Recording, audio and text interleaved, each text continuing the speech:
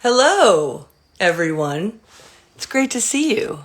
My name is Julie Novak, and I am a media producer with the Future Perfect Project. And once again, it is a Monday night, a beautiful Monday night here in Kingston, New York. And we are bringing you another edition of FPP Live. This evening, we have our good friend, Truth Bachman, joining us, who will be to this live room with me any moment.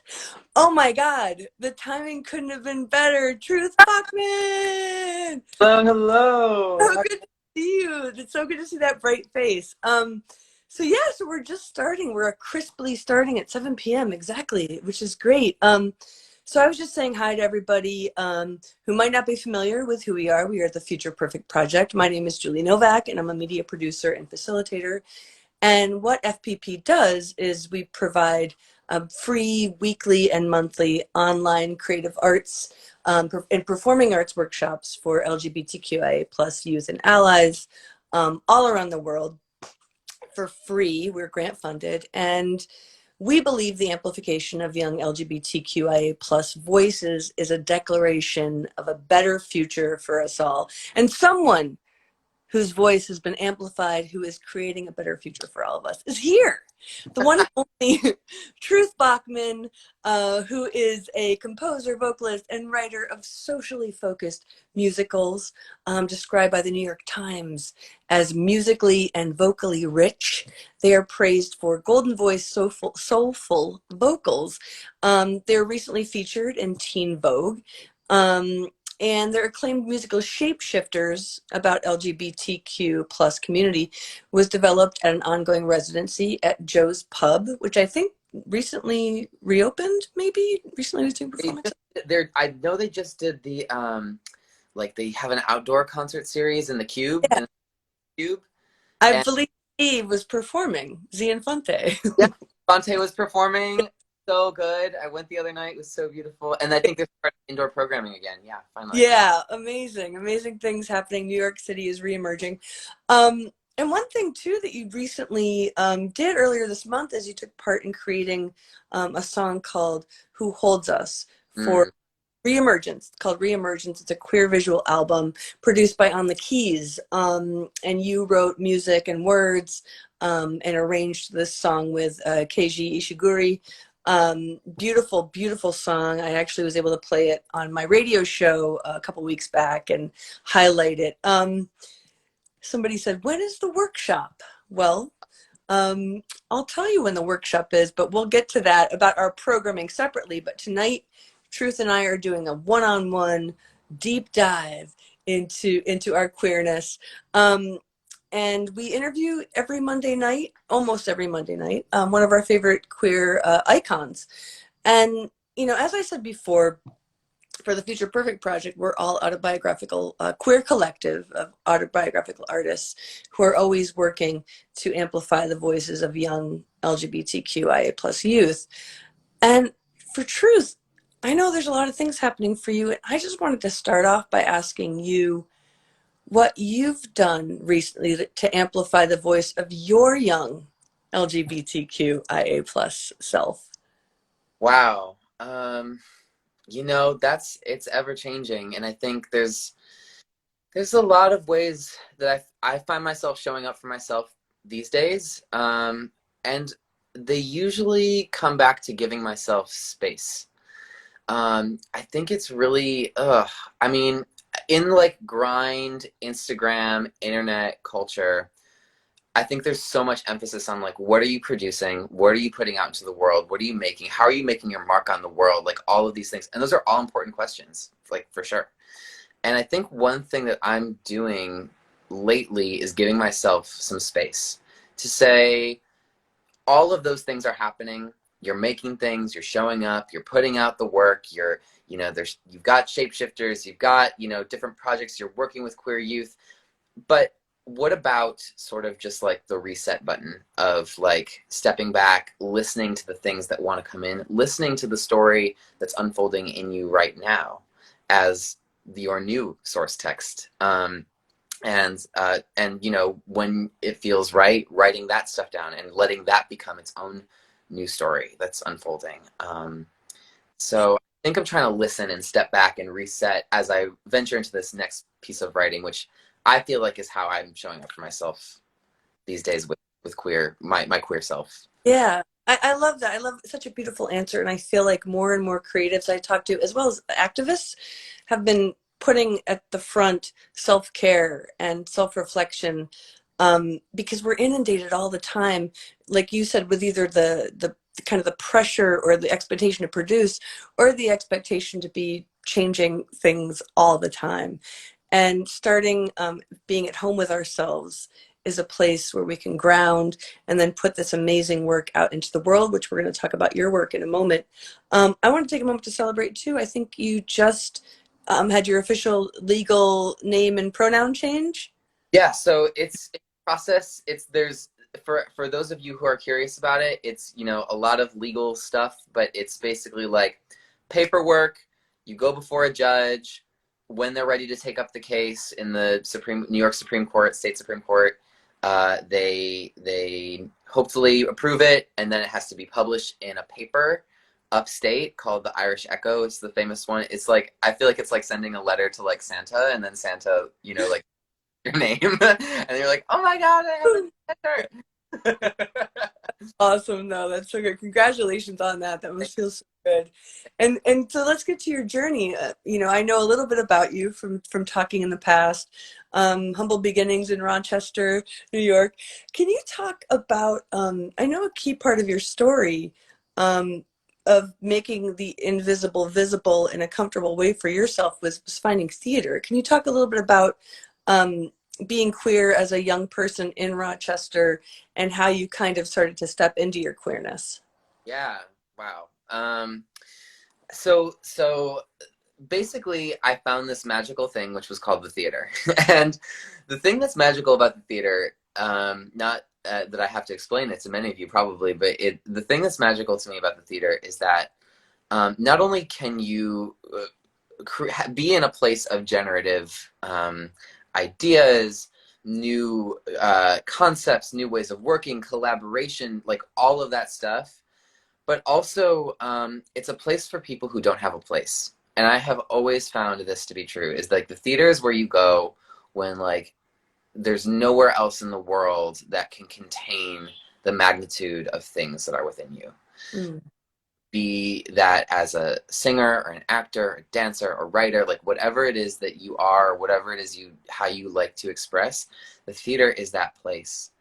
And so I found myself as a young kid working like in regional theaters, doing like 17,000 versions of A Christmas Carol and and other things where like I could have these roles where I would get to leave school during the middle of the day, and for some context, at the time I was at an all boys school, and I was there for 6 years, and really the theater was where I found my escape.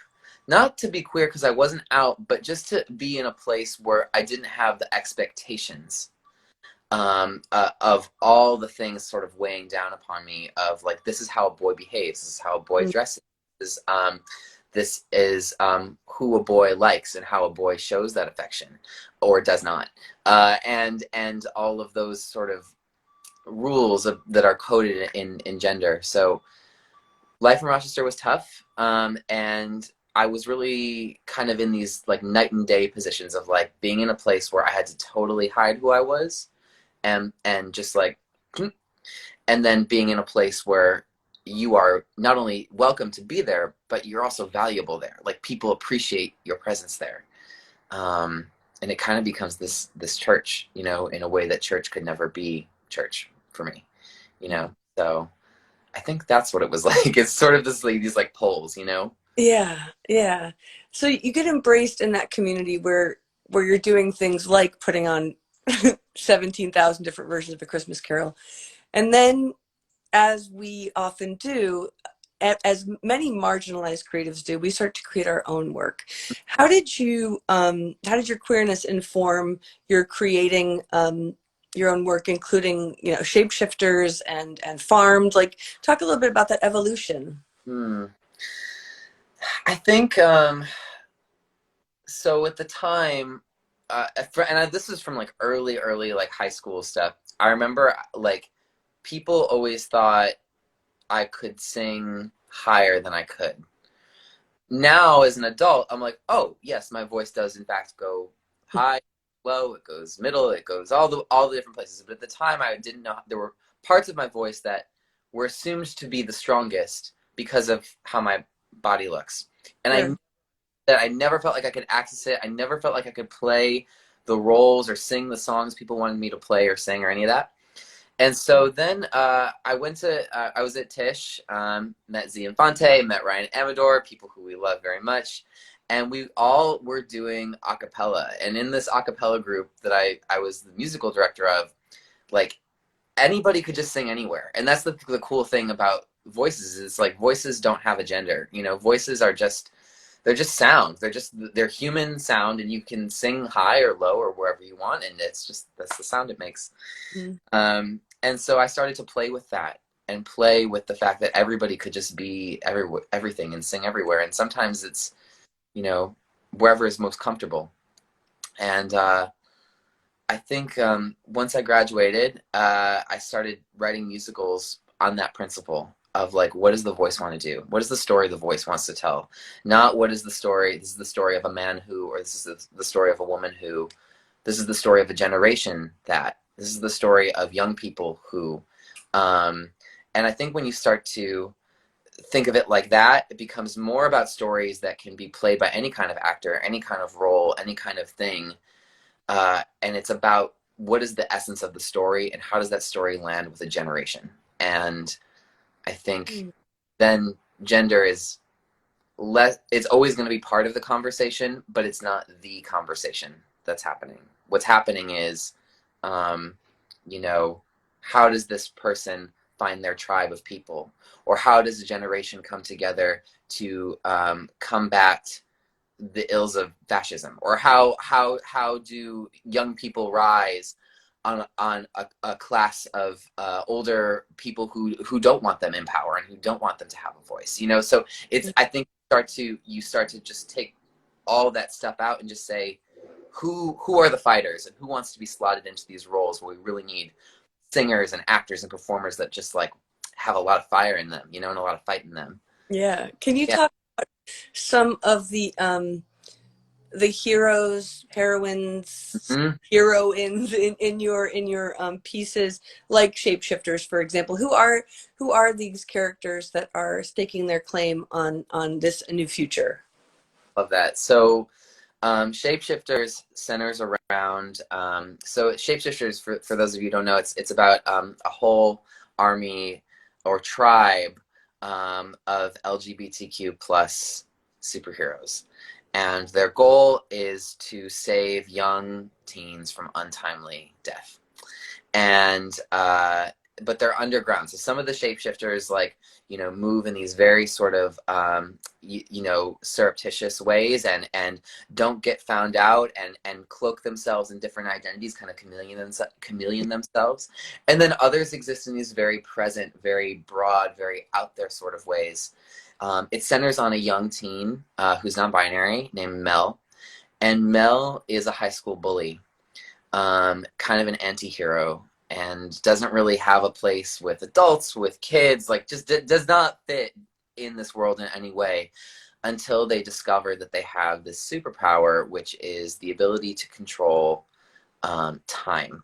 And in this version of time that they encounter, which is called queer time, they encounter versions of themselves in the future. They encounter versions of themselves that don't make it, and you know, succumb to, you know, unhealthy habits, and in one version, you know, suicide, and all of these different things. But Mel is constantly battling and trying to find, through this power of being able to harness time, what is the version of the story that I want? What is the version of the story where I see myself as the most successful, as the version of the story where I win, you know? And what does that look like for a person who's battling being a bully, battling those aggressive tendencies that one has to take on in order sometimes to get through just the stuff of, you know, high school or you know the world being the way it is. So I Mel, yeah, really, really how crazy to me it is that we started off talking about A Christmas Carol, yeah. and Shapeshifters has that element of being taken through these different. I'm like, oh, okay, like that. We got Girl, that. I have to say, listen, Dickens, he was not, he was onto something. Like really, like it's that, it's that. Like, hold on, I'm gonna. Oh, oh, Did I go away? oh no, no. Now you're here, but you're a Am I little here? Did I further make back. it back? Okay, great, awesome. I'm gonna catch up. Something's gonna catch up. We're gonna sync. We're all good. We're all good. Um. So yeah, go ahead. So, well, I was just gonna say that, like, so, in Christmas Carol and in those sort of like Dickensian stories, you know, it's all social commentary, and it's having to be presented in such a way where you can sell that and publish that and sell that to mainstream audiences. And Shakespeare, you know, would do things like that too. It's like you always have to find a way to take these sort of larger than life concepts and put them into a story that feels like this is something that is subversive but also could be popular, you know, Mm, if you want the message to go far. yeah, um in yeah. my opinion, at least that's what I have found works for me, but there's a million different ways to write a story. But yeah, Mel is one of those heroes.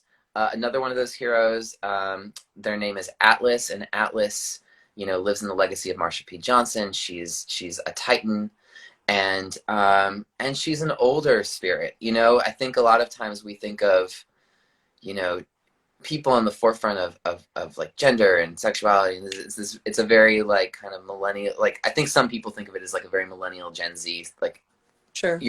I feel like sometimes people look at me and they're like, oh, you're like one of those kids that's having a phase. And and that's like, I think not true at all. Like I think, Yeah.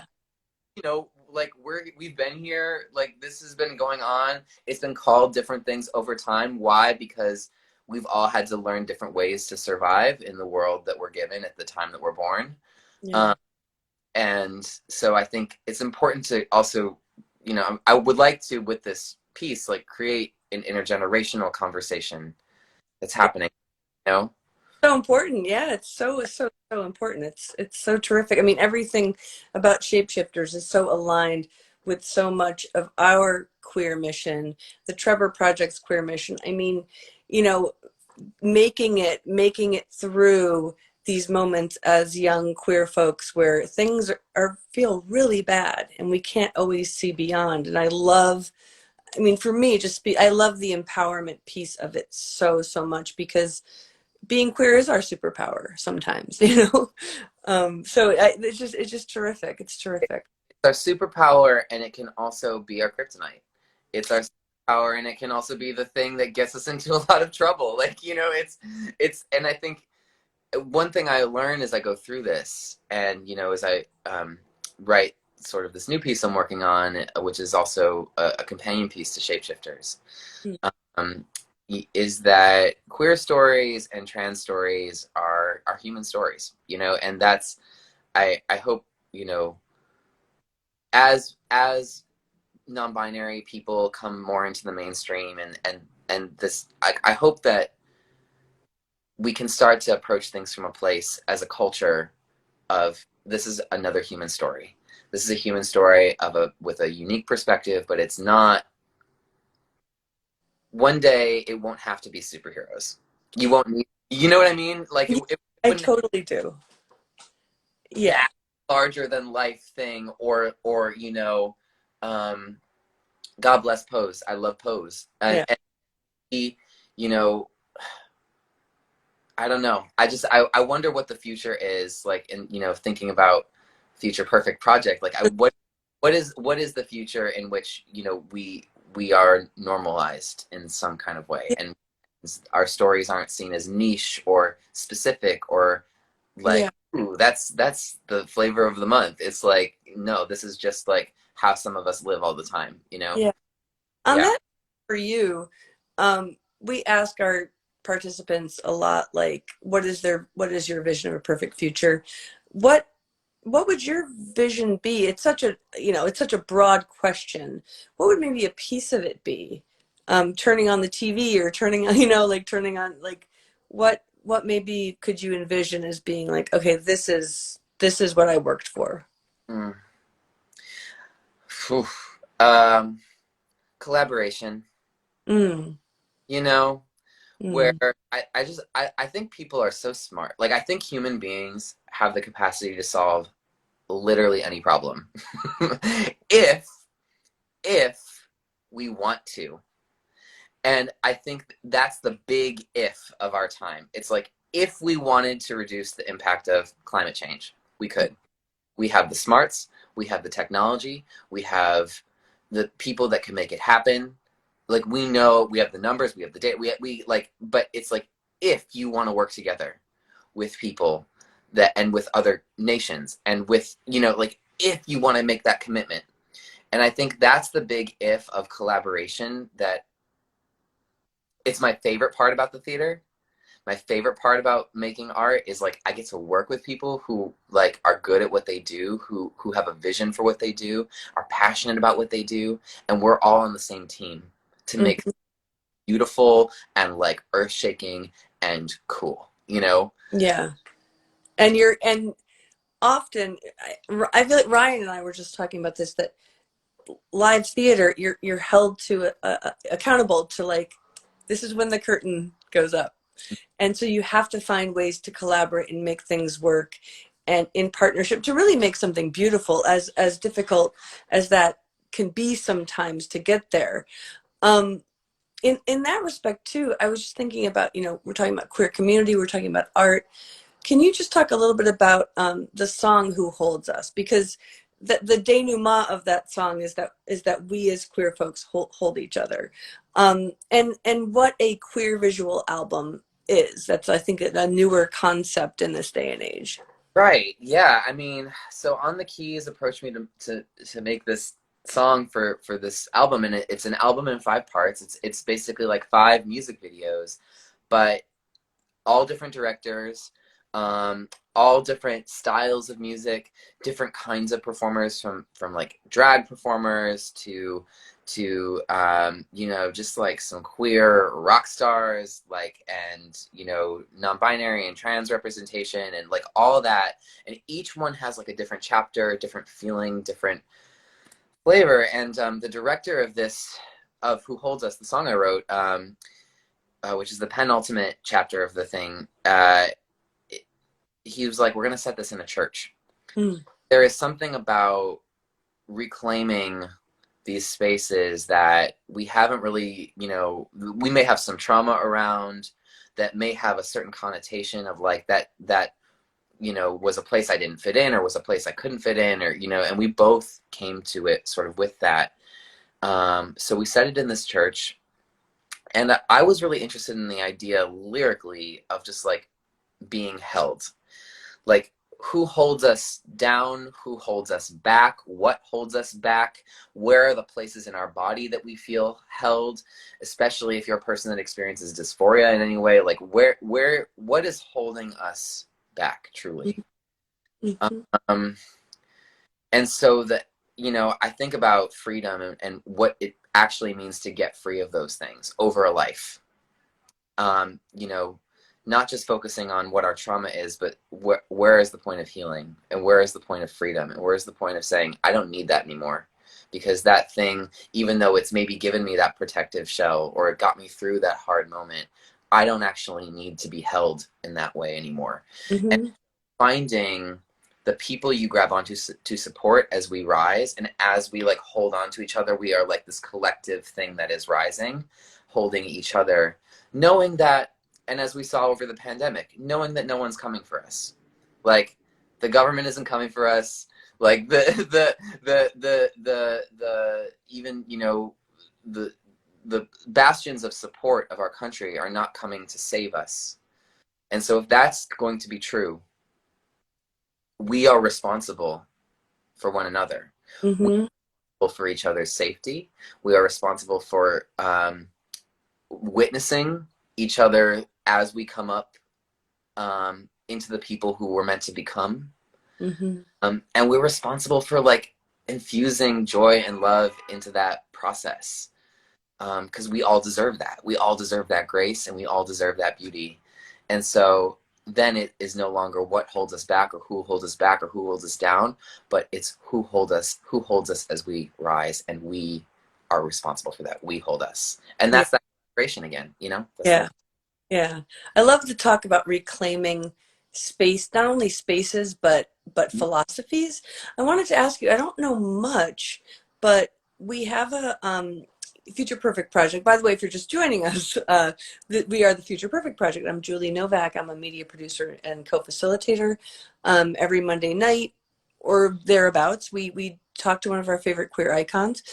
Tonight is Truth Bachman, composer, writer, musician, vocalist. Um, so we're talking about art. We're talking about amplifying young queer voices and reclaiming. And the Future Perfect Project, aside from doing free workshops weekly and monthly for young LGBTQ folks, high school, 8th grade through high school, we also created a series of animations, an animation series called How Life Is, Queer Youth Animated, where we did Zoom interviews with young people and distilled 2 minutes from each of their true story experience. And Truth, we're so lucky that you're going to be collaborating with us on a piece by a young person named Fletcher who identifies as a witch. And I wondered, I think Z had said that you are stepping into that piece of yourself in some way. Can you talk about that, claiming that for yourself? yeah, so this is actually like part of my like origin story. um so like my earliest like experience, like one of my earliest experiences with like queerness and like what it was. Oh, this is so funny. So it is when I was 9. I've always had a thing for witches since I was like a very young kid. Mm-hmm. And when I was like 8 or 9, my mom had a friend who was also like into witchy sort of stuff at the time, and she had this like spell book. And so 9-year-old me is like, will you send me a spell? Like every time they would get together, I'd be like, will you tell her to like, and so she would Xerox it out of her book, and they'd be these like cute little like pieces. Like one was I remember it was like how to turn like all the lights green on the way to work, right? So it was like you imagined like you had like a third eye, and like a green laser beam was coming out of your third eye, and it was like going toward the traffic light, and you were gonna like envision it, and you would say the spell, and I still remember it. All the lights turn green for me. Please make it be. Please make it be. And you know say that a couple times as. So I'd be on the school bus like practicing my third eye prayers, like seeing if this was if I could make this happen. Just like little innocent things. And so kids find out, and they're talking about it, and they're like, oh cool, da da da da da. So I'm at a Catholic school, going back to this church and belonging and things like that, and some of the moms find out from their children who are then talking about this, and my parents are actually called in to have a meeting with the principal and my 4th grade teacher to debate whether or not I should be kept at the school. And I was sort of like, well, what? That's kind of ridiculous. So they decided to keep me. However, I I showed up at homeroom the following day. There was a young person, a young boy, and I I still like remember his name to the day, like all of these things. And he went up to my fourth. I was just sitting there at homeroom. I went up to he went up to my 4th grade teacher, and he goes, Mrs. Castronova, I think it's happening right now. And they both looked at me. And I was just like, no, I know who it was now. Like, I see. And she kind of said out of the corner, they were both still looking at me, and she sort of said out of the corner of her mouth, like, well, do you have any proof? And he was like, no, I just feel like it's happening right now. And she was like, well, I can't do anything if you don't have any proof. And from that moment on, I knew that this was going to be a battle. I knew that this magic that I believed so deeply was inside of me, that I was working on practicing to get like out of me and into the world and find out how it worked, and find out that that was going to be something that was going to be thought of as dangerous to some people, that people were going to be threatened by. And to that, I just say, all the lights turn green for me, because like, Yeah. Oh my God, that is like that's yeah. an amazing story. Mhm. That is so it's so powerful. I think it's happening right now. Like, I mean, just us existing boldly is such an affront to the status quo and the heteronormativity and the patri. I mean, it's just like I love that though. Oh, Truth, I love you. You're so awesome. That's such a great story. Does it? So talk about a little bit as we wind down, just about this new piece Mhm. that you're working on. Yeah, so I'm very excited about this. It's called Luna and the Star Bodies. And Luna, she's a character in Shapeshifters, and we see her in Shapeshifters as kind of like the Morpheus of the group. She's sort of this spirit that like pops in and out, and we see her in different roles. And she is like she of the Shapeshifter tribe. She's the one that is like actually a shapeshifter. They all have different powers and things like that. She's the one that like actually does that. Mm. And this is about her story as a young girl, as a young trans girl who's becoming a woman. And she decides that Earth is no longer a safe place for her. So she decides to leave and become her own galaxy. And as she does this, she thinks it's going to be this kind of like solo journey of like, okay, well, I'm off. I've left Earth. I'm going to become a galaxy. But she realizes she is with child, and she has these three young stars that emerge from her. And they're called her star bodies, and they're her children, and they grow with her, and she grows with them as they sort of expand and move through the universe and become this sort of larger than life force. So this is Wow. Luna and the Star Bodies. Wow, gorgeous. Oh my God. How far along are you in the process? I mean, just starting to write or So I was working on it. I feel like I started this back in like February, March. Wrote a bunch of songs. Had a beautiful studio space to work in at Spoke the Hub in Brooklyn. Check them out; they're amazing. And wrote a bunch of songs, and now it's in the phase where it's like there's gaps. So I go through. I have a well, actually, you can see here. I always keep my. There's Luna. She's there. Sometimes I draw my people just so I know who they are. I can see them. I can see what they're wearing. All that, and yeah. it's out in like all outline form of like things that happen. And for everything that happens, I go through in a smaller notebook, and I just write 2 pages of lyrics, of dialogue, of something that just is like a scenelet. And then I will go back and determine, okay, that needs to be a bigger song. That's fine as a small moment. We don't even need that moment. And I'll go through and just stitch, stitch, stitch like you're making a quilt. Yeah. And then we'll record it Wow. in probably my goal is to have it done by the end of the fall and just have it quickly there and accessible. I want it to be animated. Yeah. So Awesome. audio done first. Yeah. Yeah, yeah. I love the tips looking into your process too. We should have you come back and Yeah. workshop with us about this because I'm sure there's young people watching who are interested in making music and especially around this subject matter, creating worlds, claiming spaces as their own. What for you is something that you might offer? We started off the interview, you talked about taking space for yourself. What is something that you might say to young people watching in terms of how they can empower themselves or hold themselves or who might be in a difficult place right now? Yeah. Oh, yeah. I mean, so many things.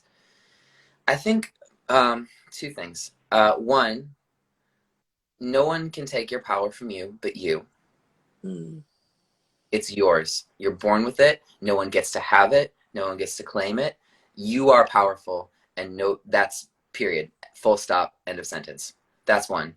Two is I think for a lot of queer people, and maybe this is going to be slightly different for young people, but I think for anybody who's of any kind of marginalized set, you're always going to be the ambassador, more likely than not, of your tribe in Mm. room. So you will probably be the only one that's like you in most places, and that's okay. And there's a responsibility that comes with that. You are part of a legacy and a lineage of people who have moved through the world in that way. And it's special. It's a really special thing. And sometimes you may feel like people don't understand me, they don't relate to me, but that's not our business. Our business is to carry forward our message, our legacy, our way of being in the world forward, because that's how it survives. Mm-hmm. So, the sentiment, it's just such a powerful way to say all of that. I mean, I so appreciate it. And the young person in me just heard that and was like, yes, yes, that. And I hope other young people hear that and they're able to hold on to that. Um, I'm so happy that we got a chance to talk again. You're just so amazing, and I love that you're just in the damn work and you're just doing it. You're just doing it. You're making it be so for yourself. You're casting a spell, and you're going for it with intention and visualization. I want to thank everybody for watching and remind you all that this has been FPP Live with the Future Perfect Project. And stop by thefutureperfectproject.com. You can register for a workshop we're going to be doing every Tuesday night now at 8 p.m. Eastern, something called FPP Freestyle. It's going to be just kind of a group queer hangout, talk space, game space, just a chill space for you to come to if you want to decompress, if you want to talk about any issues. Check that out. We also, on September 29th, are going to be doing our second session of something called the Queer Youth Guide to Life. And that's going to be with Ryan Amador and Z Infante. And it's creating 1-minute PSAs, animated PSAs about queer topics. We've got two. If you go to our, like us on Instagram and you go to our Instagram page, you can find those. A lot of cool things coming up, including also next Monday, Marty Cummings is going to be interviewed with Emma Jane Sosowski. Thanks everybody so much. Please sign up for our free workshops if you're age 13 up through age 19. Queer youth, allies, come do free arts workshops with us. Come meet people like Truth Bachman who are doing amazing things. Thank you so much. Really grateful to be able to talk to you again. I'm such a fan. And people can find you and learn more about you where? Truthbachman.com Truth. or Truth Bachman at my Instagram. It's just my name, Truth Bachman. Or you can follow Shapeshifters Musical on Instagram as well. Awesome. Thank you so much. I hope you have a great night. And I'm looking forward to talking to you again and seeing how Yes. everything manifests. Yes. See you. All for watching. Bye.